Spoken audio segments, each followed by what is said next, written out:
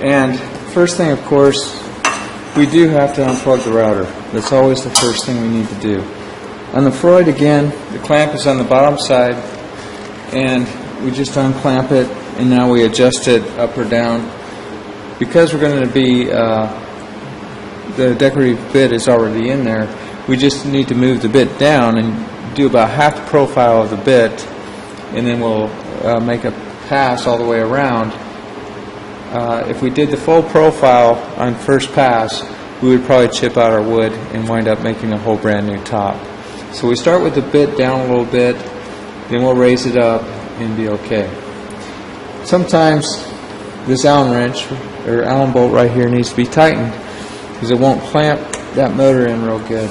So we have to be careful of that, and it's your responsibility to make sure the machine is set up safely for you to operate and anyone after you. Okay? So we're going to look at the top side, and I will show you where the bit's at, and then we'll start putting our decorative edge on. Okay, you're looking at the router bit, and right now the bit is actually too high to put a decorative edge on. The bottom of this base of the router bit should never be level with the table or slightly above the table as it appears to be right now. So if somebody made a pass with this particular height, it might have messed up their wood. Also, make sure this router bit is in here tight when you installed it into the router. It can ride up and damage your wood.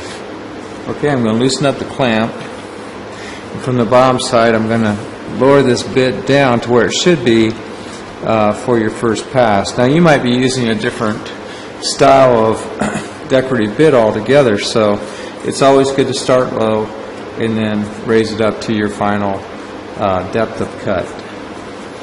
Alright, that might be a little bit too low, so I'm going to clamp it in now, and hopefully that bit is in there nice and tight, and we'll make a decorative edge on our first pass, and then we'll raise it up for our second pass.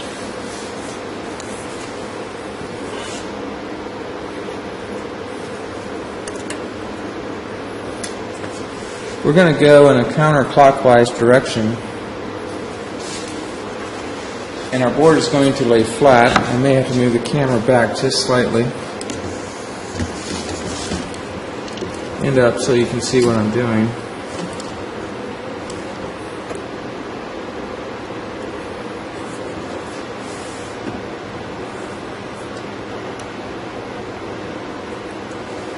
So in other words, my hand's going to go on the inside, we're going to push forward, all the way past the bit, turn it around, all the way forward, and keep it in this counterclockwise motion. What you don't want to do, you don't want to go like this, and then go like this, and then go like this, or whatever. Do it in a counterclockwise motion because you'll get a nice 45 look to it when you're done. Plug our router motor back in, and we should be ready to go.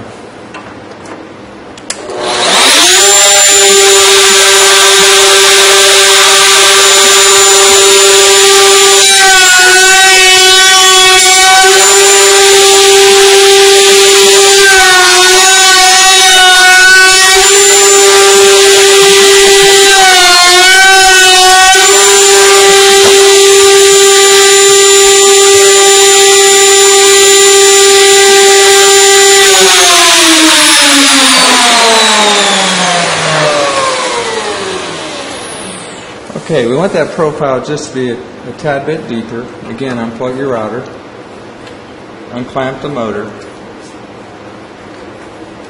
and turn the bit up.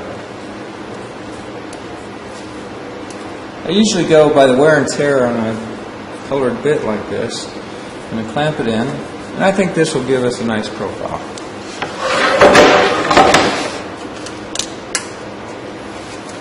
Make sure you plug your router in.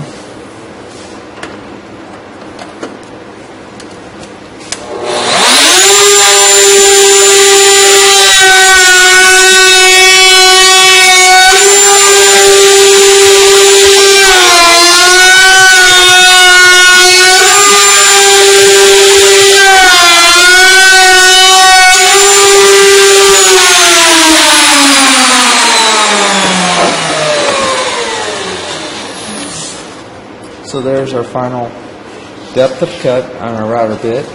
You notice this was right on this bearing. The fences are actually back just slightly, so it caused a gap right here. And then as I came, it remained on the bearing, and then now this gap closed and this gap remained.